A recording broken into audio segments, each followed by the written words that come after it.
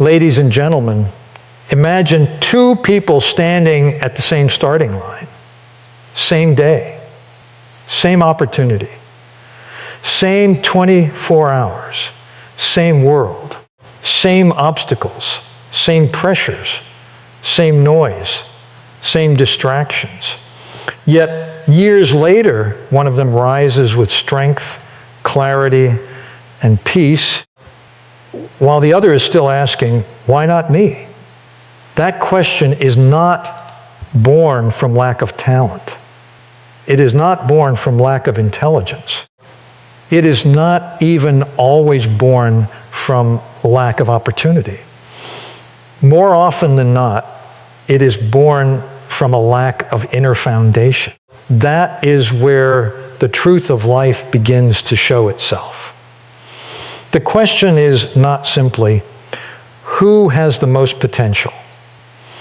The question is, who has the discipline to protect it? The question is not, who wants success? Everybody wants success. The question is, who is willing to become the kind of person success can trust? Why do 2% succeed and 98% don't? That is the question that sits in the heart of every hungry soul, every restless dreamer, every person who has ever looked at another life and wondered how they made it across the bridge while so many others remained on the shore. And the answer is both simpler and more demanding than most people want to hear. The 2% do not merely want different results. They live by different principles. They do not wait for permission to become great. They do not depend on applause to keep moving. They do not let feelings make decisions that require discipline.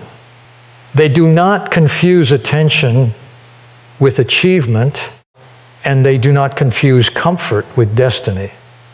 There is a hidden battlefield in every life, and it is not out there. It is in here. It is in the mind when no one is watching. It is in the heart when criticism comes.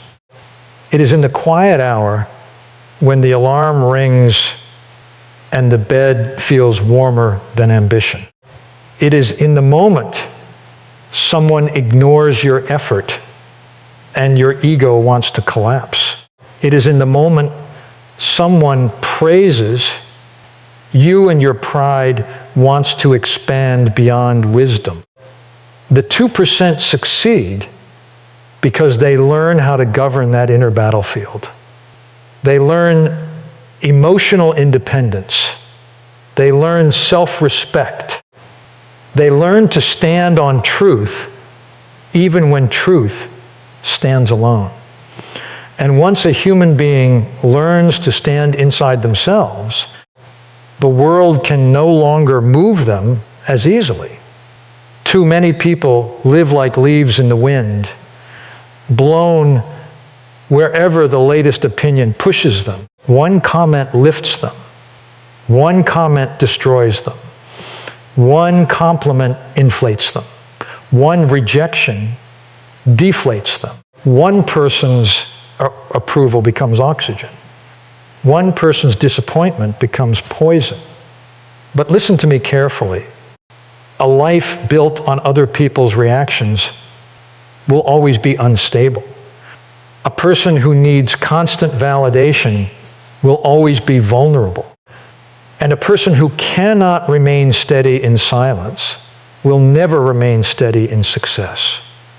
The 2% understand that approval is a poor foundation. It is temporary. It is unreliable. It is often shallow.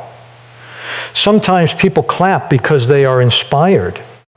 Sometimes they clap because they are entertained. Sometimes they clap because they need to feel generous. And sometimes they do not clap at all, even when you deserve it. If your peace depends on the crowd, then your peace is in captivity. You do not become powerful by being liked by everyone. You become powerful by being honest with yourself. You become powerful by telling the truth when the truth is uncomfortable. You become powerful by looking at your habits without excuses.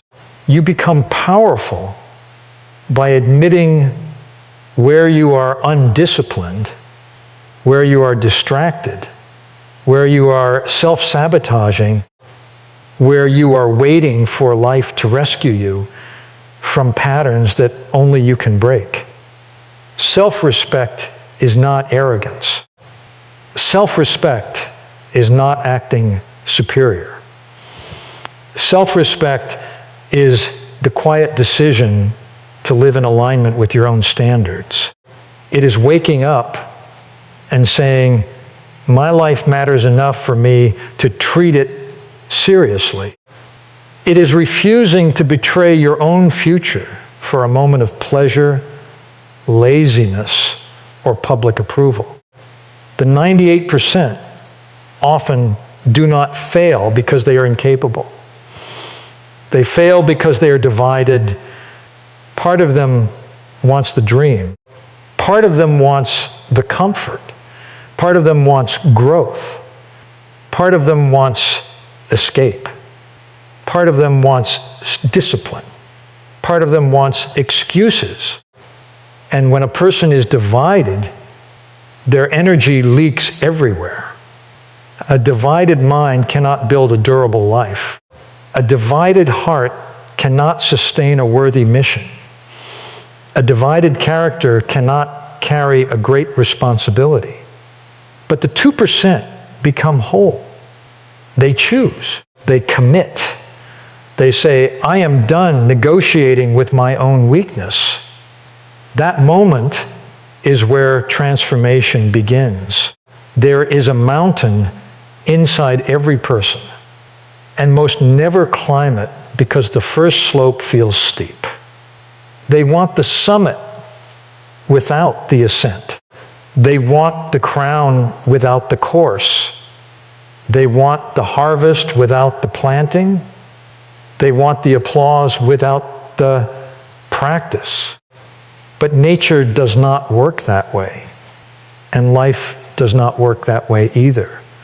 Seeds do not become forests overnight. Rivers do not carve canyons in a day. Steel does not become strong without fire. Character does not become strong without pressure. Confidence does not become strong without repetition. The 2% know that growth is often boring before it is brilliant. They know the unseen season matters most. They know the work done in private becomes the power seen in public. And that is why discipline is sacred. Not because discipline is glamorous, but because discipline is truthful. Discipline does not flatter you. Discipline does not tell you what your ego wants to hear. Discipline tells you what your future requires. Discipline says, not now, when impulse says, do it now. Discipline says, again, when comfort says, you have done enough. Discipline says, stay. When quitting says, leave before it gets hard. Discipline is the bridge between intention and accomplishment. It is the muscle that carries your purpose across the gap between who you are and who you must become. Look around and you will see people with goals but no systems, dreams but no structure, passion but no pattern. They are emotional, not effective. They are enthusiastic, not consistent. They are inspired, not committed. Inspiration may open the door, but Discipline is what keeps you in the room. Inspiration may make you start, but discipline makes you finish. And life has a way of rewarding finishers. The 2% are not always the loudest. They are not always the most visible. They are not always the most gifted in the eyes of others. But they are dependable. They show up. They return to the work. They keep promises when nobody is checking. They repeat the right actions until the right actions become identity. Purpose is another line that divides the 2% from the 98%. A person without purpose is easy to distract because anything can seem important when nothing is sacred. But when purpose is alive in you, decisions become simpler. You stop asking, what will make people notice me? And start asking, what will make my life meaningful? You stop asking, what looks impressive? And start asking, what matters? Purpose gives weight to your mourning. Purpose gives dignity to your struggle. Purpose gives direction to your pain. Even suffering becomes useful when it is attached to a mission. A burden without purpose feels like punishment. A burden with purpose becomes training. When a person knows why they are here, they can endure more than those who only know what they want. Want is fragile. Purpose is resilient. Want says, I would like to change my life. Purpose says, I must. Want says, I hope this works. Purpose says, I am building this with my life. Want is a wish. Purpose is a vow. And the 2% live by vows more than moods. They do not wait for perfect feelings. They do not wait for the stars to align. They decide, and their decision becomes a compass. It may not make the journey easy, but it makes the journey meaningful. And meaning is a source of energy that comfort can never provide. There is a reason some people keep rising after disappointment, while others collapse under much smaller pressure. The reason is not that one group never feels fear. They do. The reason is not that one group never feels doubt. They do. The reason is not that one group never feels tired. They do. The difference is that the 2% do not obey every feeling. They understand that emotions are real, but not every emotion is a command. They understand that fear is a messenger, not a master. They understand that anxiety is a signal, not a sentence. They understand that sadness is part of life, but it does not get to write their biography. Emotional independence is one of the rarest freedoms in the world. It means your mood is not owned by the opinions of others. It means your value is not negotiated by social noise. It means your direction is not hijacked by criticism, praise, gossip, comparison, or rejection. Emotional independence does not make you cold. It makes you steady. It does not make you careless. It makes you centered. And a centered person can walk through chaos without becoming chaos. A centered person can hear applause without becoming arrogant, and hear criticism without becoming broken. They can accept feedback without surrendering their identity. They can lose a battle without losing themselves. Do you know why many people never grow? Because every time growth asks for discomfort, they call it unfair. Every time discipline asks for sacrifice, they call it extreme. Every time truth exposes a weakness, they call it negativity. Every time life demands maturity, they call it pressure. But pressure is not always the enemy. Sometimes pressure is the proof that you are being shaped. Sometimes pressure is the furnace where the weak edges are burned off. Sometimes pressure is the teacher who does not smile while teaching, but teaches what must be learned. The 2% do not waste their suffering. They convert it. They turn pain into perspective, mistakes into wisdom, rejection into resilience, and delay into determination. That is another secret. The 2% understand delay. They understand that a delayed answer is not a denied destiny. They understand that growth often comes slower than emotion wants it to come. They understand that results are the final chapter, not the first paragraph. The 98% give up because the seed has not become a tree fast enough. But life is not impatient, even if people are. A farmer does not stand over the soil on the third day and scream at it for not producing corn. He waters it, he tends it, he protects it. He trusts the process. And because he trusts the process rewards him. Your life works the same way. What you water grows. What you neglect weakens. What you repeat becomes your reality. So many people are waiting to feel confident before they act.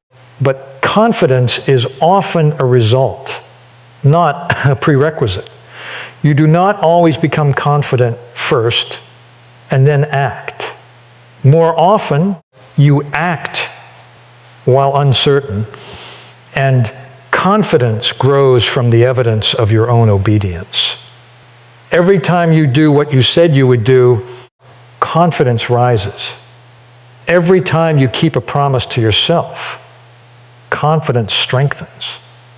Every time you face what you feared and remain standing, confidence deepens. Confidence is not noise. Confidence is not a pose. Confidence is not vanity. Confidence is the memory of surviving what once intimidated you. Confidence is the mind saying, I have been here before. I know I can move again. And let me tell you something powerful. The people who change the world are rarely the people who were loved perfectly from the beginning. They are often the ones who had to learn how to stand on their own truth. They had to learn how to think beyond the room they were born into. They had to learn how to endure misunderstanding. They had to learn how to keep building even when nobody was cheering. They had to learn how to respect themselves before the world respected them. There is a dignity in that kind of growth. There is a nobility in that kind of struggle. There is a power in becoming your own witness, your own encourager, your own accountability partner. One of the biggest traps of the 98% is that they chase the wrong reward. They chase visibility instead of value. They chase admiration instead of mastery. They chase status instead of substance. They chase quick wins instead of permanent change. But life does not ultimately honor appearance.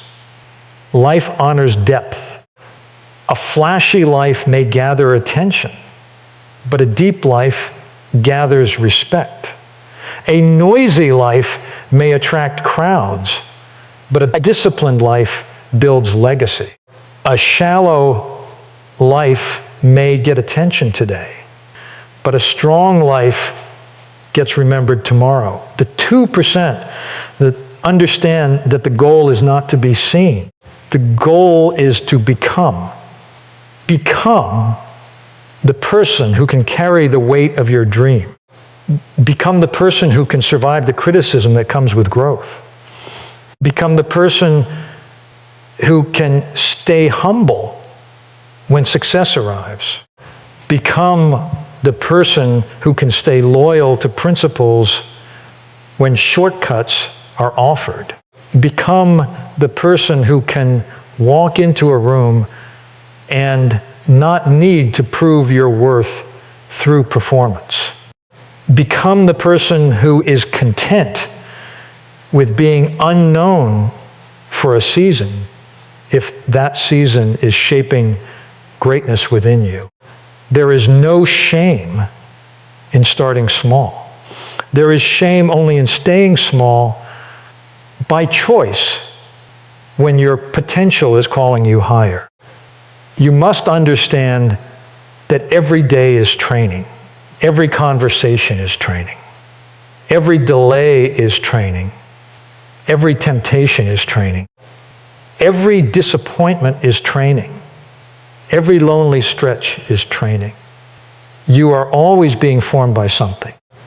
The question is whether you are being formed by your weakness or by your purpose. The 2% choose purpose. They allow life to educate them without allowing life to control them. They listen, they learn, they adjust, they return to the work. They do not collapse after a mistake because they understand that a mistake is information, not identity. A mistake says adjust. It does not say quit. A setback says refine. It does not say you are finished. A delay says prepare more. It does not say you will never arrive. And yes, there are seasons when nobody sees the effort. There are mornings when your effort feels invisible. There are nights when your heart is tired from carrying hope. There are moments when you ask, does any of this matter? It matters. It matters more than you know. It matters because the unseen effort is where character is built. It matters because the person you become in private is the person you present in public. It matters because great lives are not created on stages. They are created in silent rooms, in hard mornings, in repeated choices, in disciplined habits, in lonely acts of faithfulness. Do not despise the hidden chapter. That chapter is where the foundation is poured. And do not underestimate the power of saying no. No to the habit that weakens you. No to the voice that lies to you. No to the relationship that drains your spirit. No to the urge that steals your future. No to the habits that make you smaller. No to the need to be constantly understood.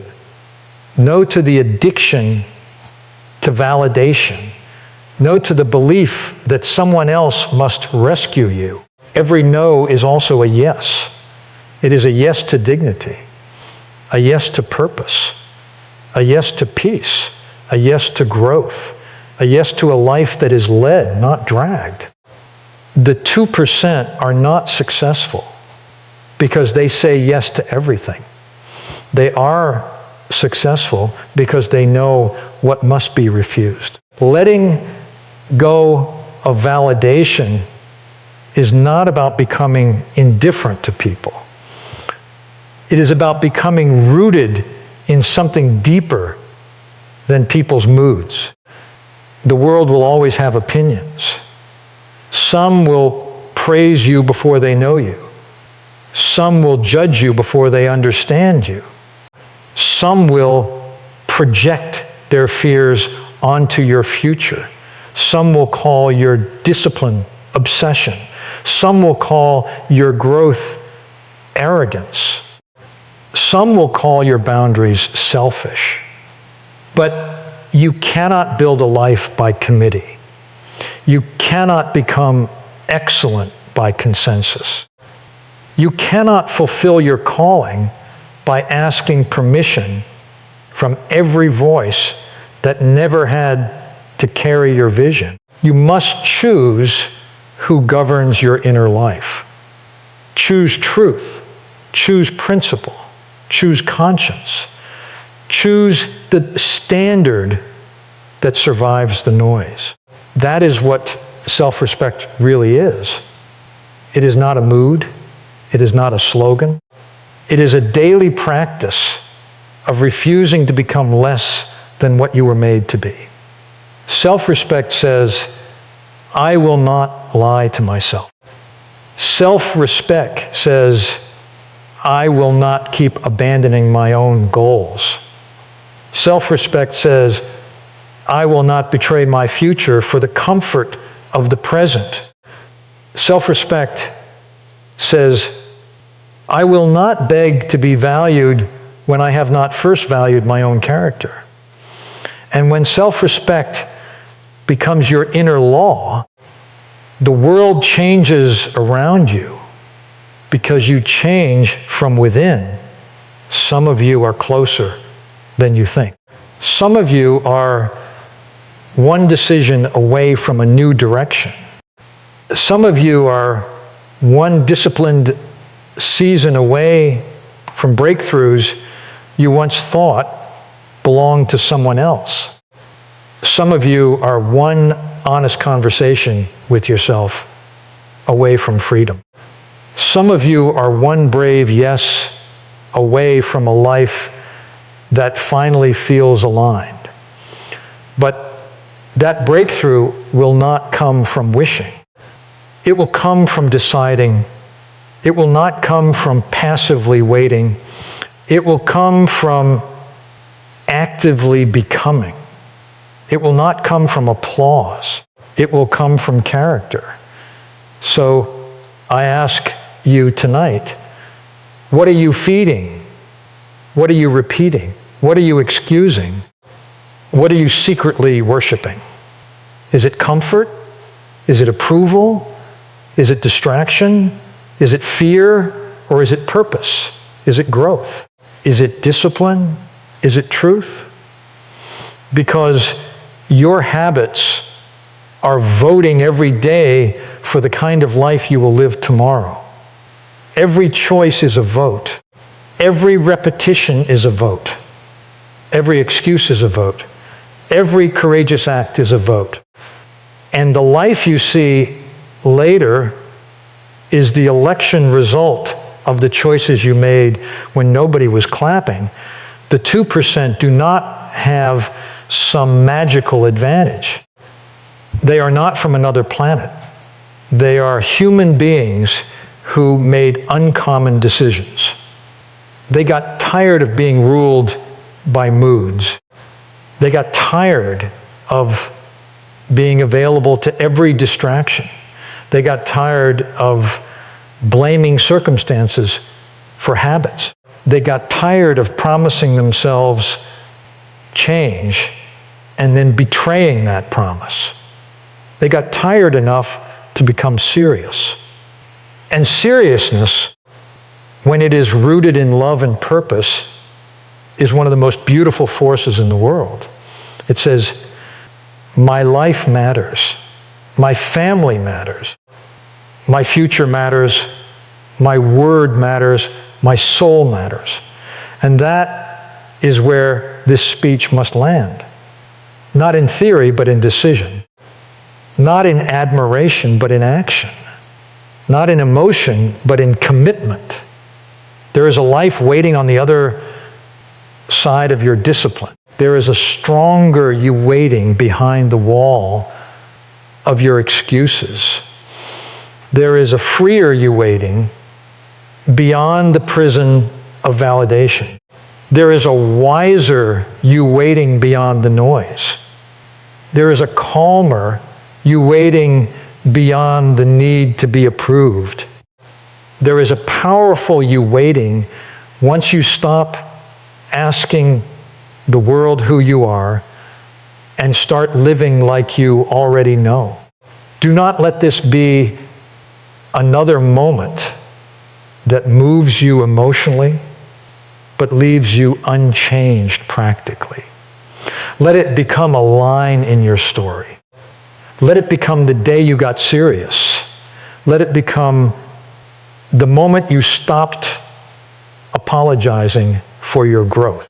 Let it become the night you decided to respect yourself enough to follow through.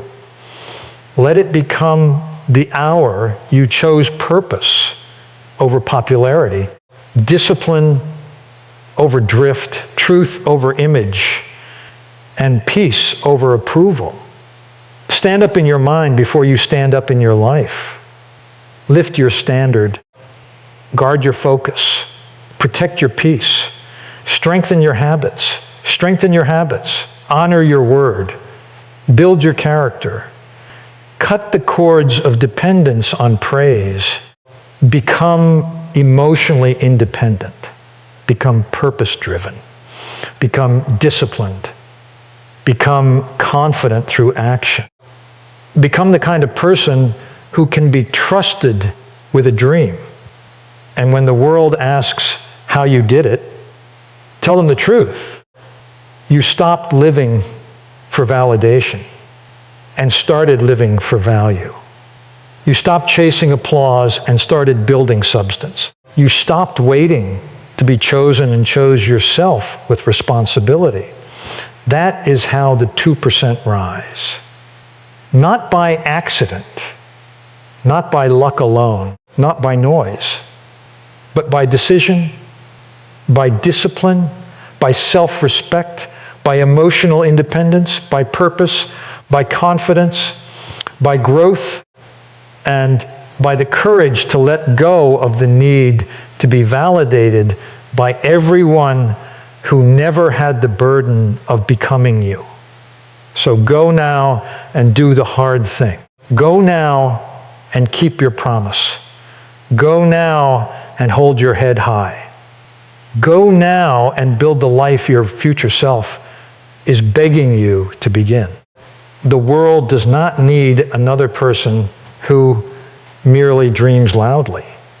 The world needs a person who lives deeply. Be that person. Be the proof. Be the 2%.